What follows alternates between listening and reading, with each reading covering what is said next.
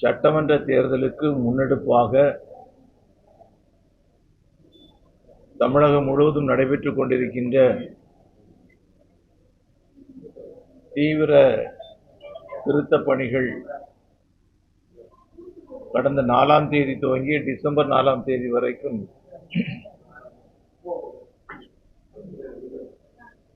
வாக்காளர்கள் சேர்ப்பு போன்ற பணிகள் நடந்து கொண்டிருக்கின்றன. தமிழகத்தில் இருக்கின்ற 234 தொகுதிகளிலும் பாரதிய ஜனதா கட்சியினுடைய சார்பில் பாரதிய ஜனதா கட்சியினுடைய சட்டமன்ற பொறுப்பாளர்கள், வாக்குச்சாவடி பொறுப்பாளர்கள், மாவட்ட தலைவர், மண்டல தலைவர், கிளை தலைவர் உள்ளிட்ட அனைவருமே மிக ஆர்வத்தோடு வேகத்தோடு இந்த பணியை செய்து கொண்டிருப்பது மகிழ்ச்சி அளிக்கின்றது. இந்த பணியில் எந்தவித தொய்வும் ஏற்பட்டுவிடக் கூடாது என்பதில் பாரதிய ஜனதா கட்சியினுடைய சகோதரர்கள் மிக கவனமாக இருந்து வருகிறார்கள். அதிகாரிகள் அவருடைய சுற்றுப்பயணம் BLO,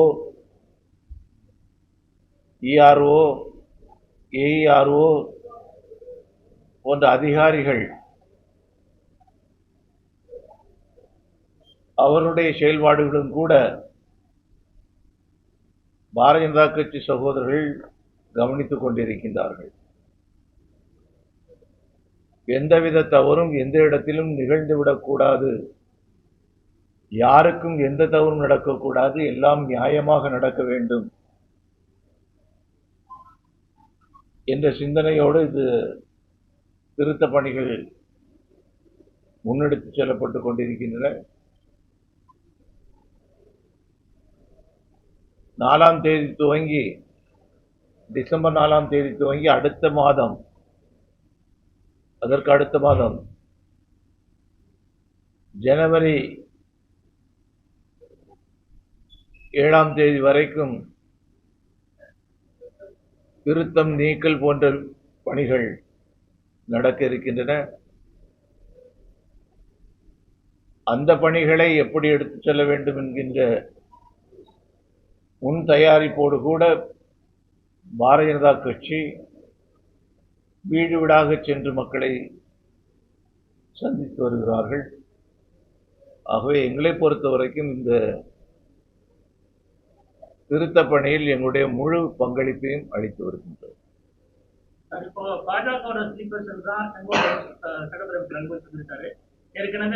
யார் சொல்லிது?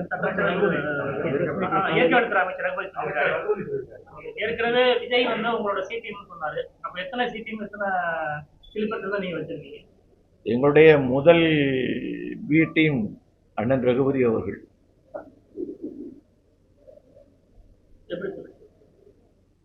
உங்களுக்கு நம்ப முடியல இல்ல?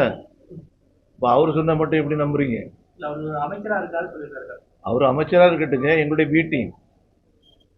எங்களுக்கு அப்பப்ப தகவல் தரக்கூடிய திமுகவில் என்னென்ன நடந்துட்டு இருக்குது அப்படிங்கிற தகவல் தரையெல்லாம் அண்ணன் ரகுபதி அவர்கள் தந்து கொண்டிருக்கிறார்கள். 24 எலெக்ஷன்ல உறுதியாகும் பழைய என்டிஏல எந்த அளவுக்கு முன்னெடுத்து காலம் என்ன இருக்குதுங்க, எல்லாமே முழுமை விட்டு வரணும்னு சொன்னாச்சுன்னா அது ஜனவரி மாதம் தான் முடியும். அது எந்த கட்சிக்காக இருந்தாலும் சரிதான். முதல்ல திராவிட முன்னேற்ற கழகத்தினுடைய கூட்டணியில் இருக்கக்கூடிய எந்த கட்சியை எடுத்துக்கொண்டாலும் சரிதான், காங்கிரஸாக இருந்தாலும், கம்யூனிஸ்டாக இருந்தாலும், விடுதலை சிறுத்தை கட்சியாக இருந்தாலும் முழு மனதோடு ஏற்றுக்கிட்டு இருக்காங்களா? எத்தனை வருஷமா அவங்க கூட்டணியில் இருக்காங்க, முழு மனதோடு ஏற்றுக்கிட்டு இருக்காங்களா? காங்கிரஸ் கட்சி குழு அமைச்சிட்டாங்க, பேச்சுவார்த்தை குழு அமைச்சிட்டாங்க. இருக்கட்டும், நாங்களும் குழு அமைச்சிருக்கிறோம், எங்களுக்கும் குழு இருக்குது, அதிமுகலையும் குழு இருக்குது, எல்லாமே இருக்குது. நீங்க இதை வச்சுட்டு பேசக்கூடாது. செங்கோட்டை உங்களை நம்பி வந்தாரு, கடைசியில் ஏமாந்துட்டாரு, ஏமாற்றப்பட்டாரு சொல்றாங்க. அதே போல OPS டிவி பாஜக நம்பி போனாங்க, கடைசியில் பாஜக கைவிட்டாங்க அப்படின்னு. அது எப்படி சொல்லுங்க? அதிமுக ஒருங்கிணைச்சுவீங்க அப்படி எதிர்பார்த்தாங்க, கடைசி வரைக்கும் ஒருங்கிணைக்காதனால அவர் அந்த முடிவு எடுத்தாரு. இவங்க பாதியில் நிற்கிறாங்க. நம்பி வந்தவர்களை ஏமாற்றக்கூடிய பழக்கம் பாரதிய ஜனதா கட்சியில கிடையாது. ஆனா நம்பி வரக்கூடியவர்கள் எந்த நோக்கத்தோடு வருகிறார்கள் என்பது நாம் பார்க்கணும். அதை வச்சுக்கிட்டு தான் ஏற்கப்பட வேண்டுமா, ஏற்கப்படக்கூடாதா, அல்லது காலம் தாழ்த்தி ஏற்றுக்கொள்ள வேண்டுமா, இதெல்லாம் முடிவு பண்ணணும். இல்ல ஓபிஎஸ் பாஜக கூட்டணியில ஓபிஎஸ் டிடிவி இருந்தாங்க. இப்போ அவங்களால வெளியே போயிருக்காங்க. மீண்டும் என்டிஏ கூட்டணி கொண்டு வருவதற்கான நடவடிக்கைகளை பாஜக முன்னெடுப்பு. ஓபிஎஸ் வந்து இப்போ அவருடைய அமைப்பினுடைய பெயரையே மாத்திருக்கிறாரு. அதோடு சேர்ந்து சில விஷயங்களும் கருத்துக்களும் அவர் சொல்லியிருக்கிறார். அதே நீங்க கவனிக்கணும். அவருடைய கருத்தை சொல்லியிருக்கிறார். அதையும் நாம் கவனத்தில் கொள்ள வேண்டும்.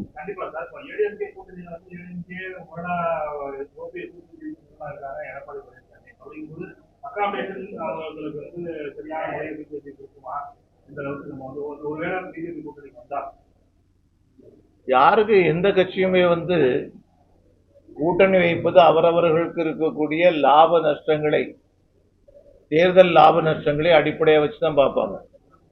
ஆகையினால எதுவும் முடிவு என்று நாம் முடித்து வைத்து கூடாது. எதுவரைக்கும்? தேர்தல் அறிவிப்பு வரும் வரைக்கும். கூட்டணி எப்போ வேணாலும் எப்படி வேணாலும் மாறலாம். கடந்த காலங்களில் அந்த ஆட்சியில் அதிகாரத்தில் பங்கு இல்லாமல் இருந்தது. இப்போ எல்லா கட்சிகளுமே ஆட்சியில் அதிகாரத்தில் இருக்கிறாங்க. பிஜேபி அதை எப்படி பார்க்குது? பிஜேபி எழுதி கூட்டணி ஆட்சியில் அதிகாரத்தில் அது ஒரு சக்தியாகவே ஓடிட்டு இருக்கு. கூட்டணி ஆட்சி பிஜேபி கூட்டணி. பாரதிய ஜனதா கட்சியை பொறுத்த வரைக்கும் இது ஒரு புதுமையான ஒரு விஷயம் கிடையாது. அறுதி பெரும்பான்மை பெற்று மத்தியிலே ஆட்சி அமைத்த நேரத்திலும் கூட பிரதமர் நரேந்திர மோடியினுடைய அரசாங்கம் கூட்டணி கட்சிகளை சேர்ந்தவர்களுக்கு அமைச்சரவையிலே இடம் கொடுத்தார். தமிழகத்திற்கு புதிதாக இருக்க காரணம் 60 வருஷமா இருக்கக்கூடிய சூழ்நிலைகள். இப்ப திமுகலேயே எல்லாரும் கேட்க ஆரம்பிச்சாச்சு. திமுக என்ன பதில் சொல்ல போறாங்க நமக்கு தெரியாது. அந்த பதிலை பற்றி நாம கவலைப்பட வேண்டிய அவசியமும் கிடையாது. ஏன்னா சொன்ன வாக்குறுதி, மக்களுக்கு கொடுத்த வாக்குறுதியை நிறைவேற்றாதவர்கள் கூட்டணி கொடுக்கக்கூடிய வாக்குறுதிகளை நிறைவேற்ற மாட்டாங்க. எப்படிங்க? 1000 வாக்குறுதி கொடுத்திருக்கிறாங்க. நான் நடப்பேன், நான் பார்ப்பேன். வாங்கின எல்லா மனுக்களுக்கும் உடனடியாக 100 நாளைக்குள்ளால எல்லாம் செய்து கொடுத்துருவேன் சார். ஒரு பட்டியல் கேளுங்க சார். எந்தெந்த மாவட்டத்தில் எவ்வளவு மனுக்கள் பெறப்பட்டது, எத்தனை பேருக்கு தீர்வு கண்டிருக்கீங்க, தீர்வு கண்டவர்கள் எந்த மனநிலையில் இருக்காங்க, கொஞ்சம் கேளுங்கண்ணா. அண்ணாமலை மாநில தலைவராக இருந்தவரைக்கும் பாஜக மிகவும் வீழ்ச்சி உலகம் ஒரு பயங்கரமான முன்னெடுப்பு போயிட்டு எல்லா வங்கிகளுக்கும் மாநிலத்தில் மாற்றத்துக்கு பிஜேபி இந்த அளவுக்கு உங்களுக்கு திருப்தி வராங்க. பிஜேபி இந்த அளவுக்கு அண்ணாமலை அவர்கள் வேகமா செயல்பட்டு இருக்காங்களா இல்லையா? தமிழக பாரதிய ஜனதா கட்சி வேகமா செயல்படுதா இல்லையா? நான் கேட்கிறது, அண்ணாமலை அவர்கள் வேகமாக செயல்பட்டு கொண்டிருக்கிறாரா இல்லையா? தலைமை பொறுப்பில் இருந்து மாற்றின பிறகும் தமிழகத்தில் இருக்கக்கூடிய எல்லா நிகழ்ச்சிகளுக்கு வர்றாங்க. அவங்களுடைய கருத்துக்கள் அங்கே முக்கியத்துவம் கொடுத்து எடுக்கப்படுகிறது. அதை எல்லாரும் தான் பார்க்குறீங்க. அதே போல பிஜேபியும் மிக வேகமாக செயல்படுது, அதை நீங்க பாக்குறீங்க. வேற என்ன?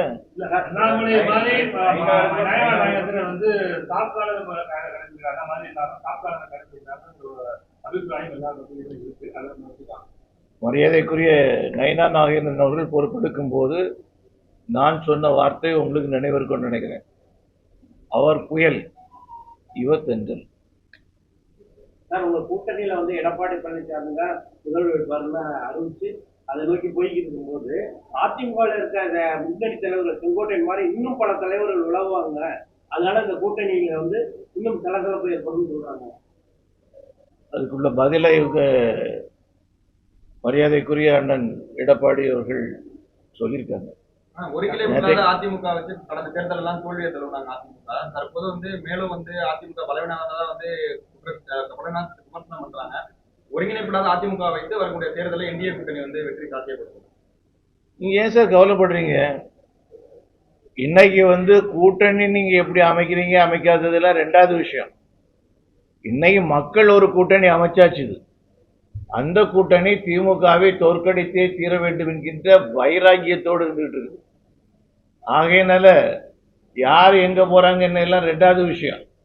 மக்கள் முடிவெடுத்திருக்கக்கூடிய அந்த கூட்டணி தேசிய ஜனநாயக கூட்டணியை முடிவு செய்திருக்கிறாங்க, வெற்றி பெறும். விஜய் ஒரு பெரிய தாக்கத்தை கொடுப்பாரு அப்படின்னு சொல்றாங்க. அதிகமான ஓட்டுகளை பிடிப்பாருன்னு சொல்றாங்க. தாவேகத்தில் விஜய் அதிக ஓட்டுகளை பிடிப்பாருன்னு சொல்றாங்க. அது உங்களுக்கு பாதகமா மாறும் அதிமுக கூட்டணிக்கு? கவலைப்பட வேண்டிய அப்படி தன்னுடைய ஓட்டு போகும்னு யார் நினைக்கிறாங்களோ அவங்க எல்லாம் கவலைப்படட்டும், எங்களுக்கு கவலை இல்லை. அதிமுக ஓட்டெல்லாம் விஜய் பிடிப்பாருன்னு சொல்றாங்க. செங்கோட்டையன் போல மூத்த தலைவர் போயிருக்காரு, எம்ஜிஆர் கொண்டாடுறாங்க. அப்போ அந்த அதிமுக வாக்குக்கு தான் வாய்ப்பு இருக்காரு. மரியாதைக்குரிய அண்ணன் செங்கோட்டையன் அவர்கள் தன்னுடைய பதவியை ராஜினாமா செய்து முடித்து விட்டு யாரை சந்திச்சாரு? யார் மறுத்தாரு? செங்கோட்டையன் நான் பார்க்கலன்னு சொல்லிட்டாரு. என்ன யாரை பார்க்க? நான் பார்க்கல, படம் இருந்தா காட்டுங்கன்னு சொல்லிட்டாரு. நீங்க தானே சார் போட்டீங்க? அதான் அவர் மறுத்துட்டாரு. நீங்க மறுக்கிறீங்களா? நீங்க போய் செய்து போட்டேன்னு நீங்க சொல்றீங்களா? சார் நான் கேட்கவே போய் சொல்லுங்க. நாங்கள் பொய்யான செய்தியை போட்டு விட்டோம் அப்படின்னு நீங்க சொல்றீங்களா? நான் ஏற்றுக்கிட்டேன். செங்கோட்டையன் டெல்லிக்கு சென்று பாஜக உள்துறை அமைச்சரையும் நிர்மலா சீதாராமன் அவர் சொன்னாரு. அதுக்கான புகைப்படங்கள் எதுவுமே ஒரு கருத்து சொன்னாங்க. அதை நம்ம ஏற்றுக்கிறோமா இல்லையாங்கிற செங்கோட்டையன் அவர்கள் தலைவர்களை சந்திக்கிறது சகஜமாக அவர் சந்திச்சிருக்க முடியும். ஆனால் அவரு இப்ப நான் உங்களை சந்திக்கிறேன், எனக்கு ஒரு நோக்கம் இருக்க முடியும். என்னுடைய நோக்கத்தோடு நீங்க உடன்பட்டு பேசினீங்களா? நீங்க உடன்பட்டு பேசினீங்களா? இல்ல இல்ல. ஆனா இங்க நீங்க முந்தா நாள் எடுத்த நியூஸ் நேற்றைக்கு போட்டிருந்தீங்க. யாரெல்லாம் சந்திச்சாட்டு கொஞ்சம் சொல்லுங்க சார். யாரெல்லாம் சந்திச்சதாட்டு நீங்க போட்டீங்க? இருங்க சார், நான் கேட்டது போய் சொல்லுங்க. யாரெல்லாம் சந்திச்சாட்டு போட்டீங்க? சேகர் பாபுவும் யாரும் செங்கோட்டையனும் சந்தித்தார்கள் போட்டீங்கல்ல. இன்னைக்கு நீங்க மறுப்பு சொல்லுவீங்களா? நாங்க போய் சொல்லிட்டோம், அவ்வளவு மீடியாவும் போய் சொல்லிட்டோம். தமிழ்நாட்டில் இருக்கக்கூடிய எல்லா மீடியாவும் நாங்க சேர்ந்து போய் சொல்லிட்டோம் நீங்க சொல்ல முடியுமா? முடியாதுல்ல. நடந்த செய்தியை நீங்கள் போட்டிருக்கிறீர்கள். அப்போ பயப்படுறது யாரு? பயப்படுறது திமுக. 26 தேர்தலில் டென்சி ஓட்டுகள் மேஜர் ஃபேக்டரா இதுங்க டென்சி ஓட்டுகள் புதிய வாக்காளர்கள் அது விஜய்க்கு தான் போறதுக்கான வாய்ப்பு இருக்கு, மற்ற கட்சியில் போகலாம் இந்த மாதிரி ஒரு தலையெழுத்தை நீங்க அவங்க தலையில எழுதி பார்க்க கூடாது. அவங்க ஒரு முடிவு எடுத்திருக்கிறாங்க. எல்லாம் விவரம் தெரிஞ்சவங்க தான். அதுக்கு மேல நான் சொல்றது தெரியிருக்காது. திமுகவை வீழ்த்த வேண்டும் என்றால் எதிரணியில் உள்ளவங்க எல்லாம் ஒரு நிலை திரளும் ஏற்கனவே பாஜக தமிழக வெற்றி கழகத்துக்கு அழைப்பு விடுத்திருக்கோம். மீண்டும் அதோட நம்பிக்கை இருக்குங்களா? மறுபடியும் கூட்டணி எல்லாம் வருவாங்க சார். தமிழ்நாடு நன்றாக இருக்க வேண்டும் என்று யாரெல்லாம் விரும்புகின்றீர்களோ அவர்கள் அத்தனை பேரும் தமிழகத்தினுடைய நன்மை கருதி எதிர்காலம் கருதி திராவிட முன்னேற்ற கழகத்தினுடைய அரசாங்கத்தை தோற்கடிப்பதற்கு தயாராக வந்தாக வேண்டும்.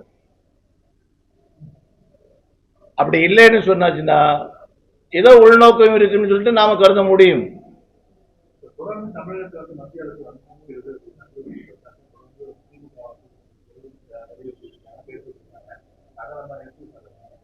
இன்னும் நிறைய சொல்லுவாங்க. அடுத்த மாசம் இதோட கூடுதல் வரும். ஜனவரி மாசத்துல அதோட கூடுதல் வரும். ஜனவரி மாசம் கடைசியில பெரும்பாலும் எல்லா இதுவரைக்கும் 1000 ரூபாய் வாங்காதவர்கள்லாம் 1000 ரூபாய். இன்னொன்னு நடந்தால் நடக்கும். எல்லா ஆண்களுக்கும் இலவச பஸ், பெண்களுக்கு தனி பஸ், ஆண்களுக்கு தனி பஸ். பெண்களுக்கு 1000 ரூபாய் கொடுத்துருக்கோம். ஆண்களுக்கு நாங்கள் 2000 ரூபா கொடுப்போம். பீகார்ல 10,000 ரூபாய் கொடுத்துருக்காங்க சார். ஆ? பீகார்ல 10,000. நான் இங்க உள்ள கதையை சொல்றேன். என் ஓட்டு பீகார்ல இல்லை, நம்ம அரசு என் ஸ்டேட் வந்து தமிழ்நாடு. இதுதான் முன்னேறணும். சார் தமிழ்நாட்டு மழை வெள்ள பாதிப்பு அதிகரிச்சிருக்கு. ஏற்கனவே கடந்த முறை பாதிக்கப்பட்ட போது மத்திய அரசு உரிய நிவாரணம் இருந்துச்சு. சார் ஏன் சார் இந்த முன்னெடுப்பு வேலைகள்லாம் செய்யல? இந்த மாவட்ட நிர்வாகம் இருங்க. அப்ப இதுக்காகவே காத்துட்டுங்களா? மழை வராதா? நீங்கெல்லாம் நாமெல்லாம் என்ன நினைச்சிட்டு இருக்கோம், புயல் அப்படியே போயிடாதா, வராம போயிடாதான்னு. புயல் வரணும்னு இயங்கக்கூடிய ஒரு அரசாங்கத்தை இப்பதான் முதல் முறையா பாக்குறோம். இல்லண்ணே, பெரிய பாதிப்பு நடக்கும்னு சொல்றாங்க. ஏற்கனவே சென்னை உள்ளிட்ட பல்வேறு நகரங்கள் 4000 ரூபாய் உள்ளிட்ட பணிகள் மேற்கொண்டிருக்காங்க. அதுல என்ன சொன்னாங்க, 4000 கோடி ரூபாய் செலவு செய்யப்பட்டிருக்கிறது. ஒரு துளி விழுந்தாலும் கூட ஓட வழியா போய் அங்க போய் சேர்ந்துரும். சொன்னாங்களா? சொல்லலையா? சொன்னாங்கல்ல. சென்னை வாழ் மக்கள்கிட்ட கேளுங்க எப்படி இருக்குதுன்னு. இப்ப என்னன்னு சொன்னா, கடல் தண்ணியே உள்ளால வந்துரும் போல இருக்குது. அவ்வளவு கவனிப்பு குறைவாட்டு இருக்குது. கூவங்கதை இருக்கு சார், கூவங்கதை மறக்கப்படல. அன்னைக்கு கூவத்தை வந்து சரி பண்ணி இருந்தா இன்னைக்கு இந்த பிரச்சனை வந்திருக்குமா சார்? சொல்லுங்க. 21 தேர்தலில் வந்து 4 எம்எல்ஏ 26 தேர்தலில் 8 எம்எல்ஏ